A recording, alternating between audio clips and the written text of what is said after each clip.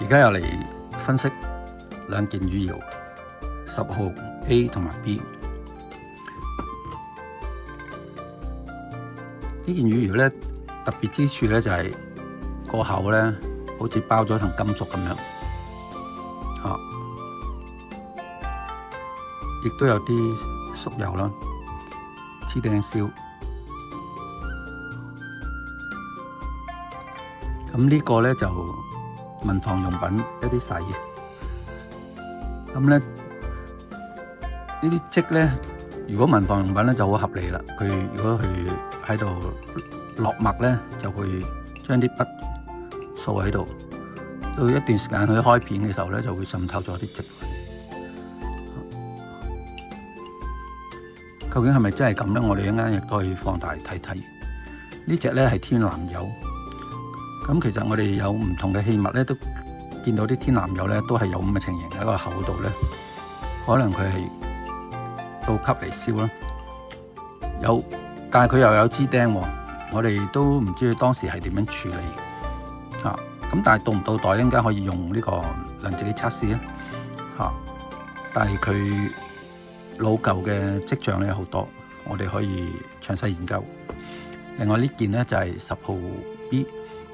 亦都好多嗰啲禪液嘅開片啦，即係佢有新舊嘅開片，但係咧呢件似頭先嗰件9A 嘅個情況啦，第一嗱，佢嘅器物咧係重嘅，另外咧就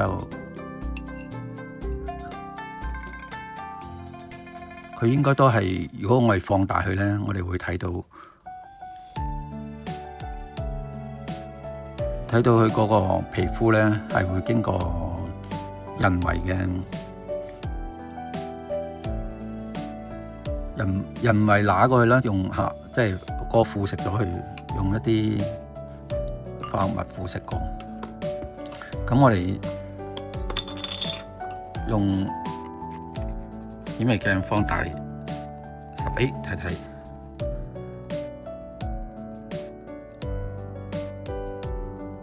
顯微鏡咧可以睇到嗱，氣泡咧就好明顯就係呢個柴燒啦，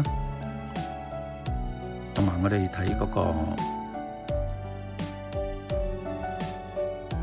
開片咧，開片旁邊咧有多變色氣泡。呢啲氣泡咧其實就同呢啲有分別嘅。呢啲咧如果喺呢個開片位破口咧，好多時老化痕跡咧就會唔承認，因為佢覺得做得到。嗱呢啲咧呢個位咧就應該做唔到啦。所以咧呢個係有真實性，呢位咧就唔計算。咁其實佢呢啲係滲入去嘅色，其實咧係都唔簡單嘅滲到。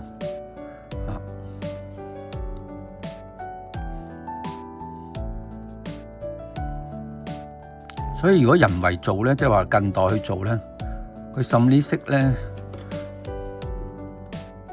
佢唔係咁易做咯，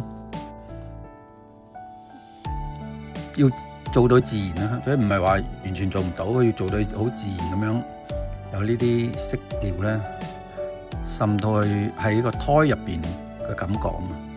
我哋喺個滲到去嗰個釉底入邊，咁我哋睇啲頭先好深色嘅位置咧。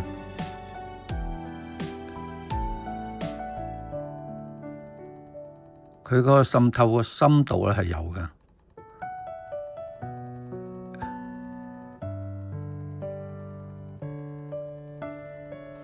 我哋睇呢啲破口，呢啲氣泡咧，呢啲係變色氣泡，佢係唔係隨便可以做到啦？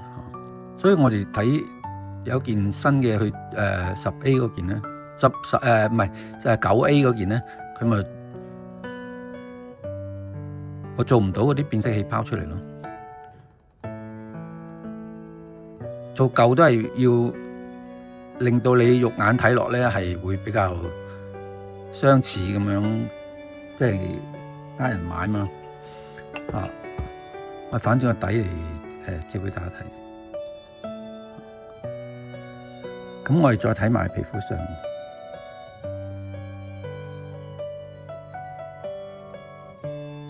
皮膚上鑑定咧係好重要嘅。呢個皮膚咧，你睇到咧佢其實有波浪嘅感覺，但係咧就唔係好明顯，因為個釉質可能比較好。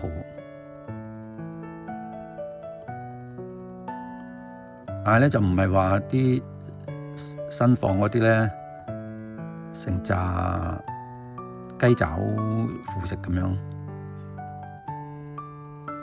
佢嘅腐蝕咧，嗱呢係疏啲啦，同埋咧佢唔係好多雞爪咁樣。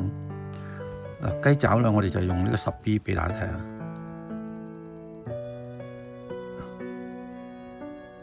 嗱，大家睇下係咪啊？嗰啲好尖鋭嘅腐蝕咧，好多好尖鋭嘅腐蝕。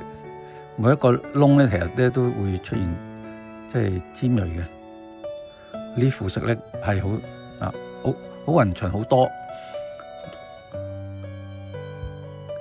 咁腐蝕完之後咧，就會感覺有油光，就唔會話拆光啦咁樣。呢件即係我咁樣照俾你聽，話俾你聽，呢件係假嘅啦。呢件都係新房。咁而家呢件咧就唔係啦。所以咧，我哋用 QS 測試再睇睇。好，我哋而家測試10A 呢件。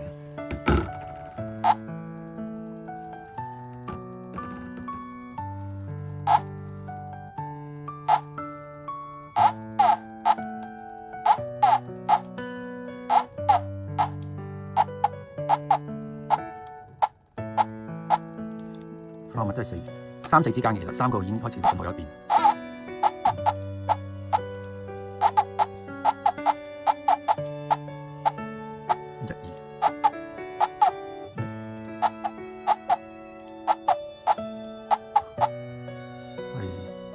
要由上至下測出嚟。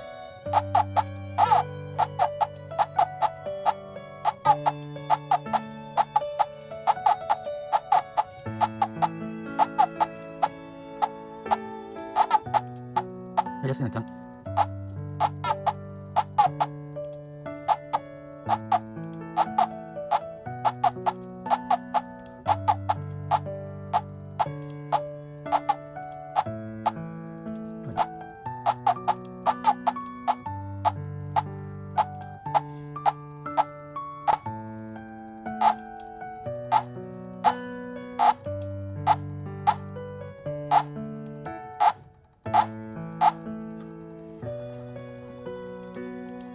1112嗰個共鳴聲係。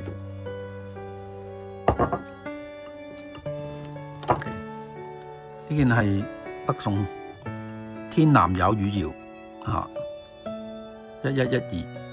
不過呢啲不一定喺汝州個窯口，可能汴京其他窯口。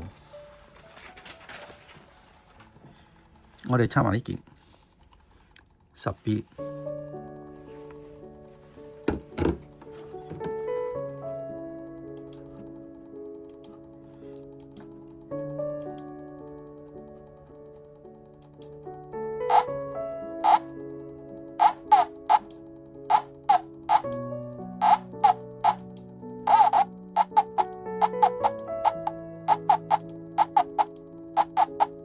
都係過10啦。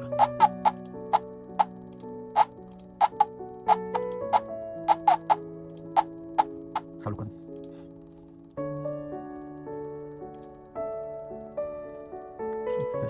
化物質16。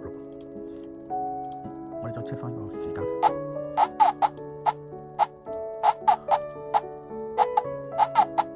上至下嘅。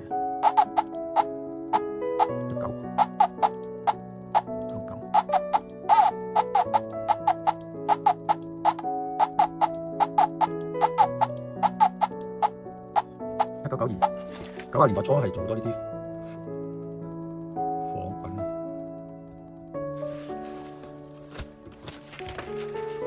但係都始終要用好多化學物質去做，所以一定係過呢個化學物質已經係16啦。嚇，咁望埋去靚嘅做得，但係上手就知係重，同埋即係我哋用顯微鏡放大佢咧，就係睇到佢好多破綻。今日分享係咁多。多謝大家。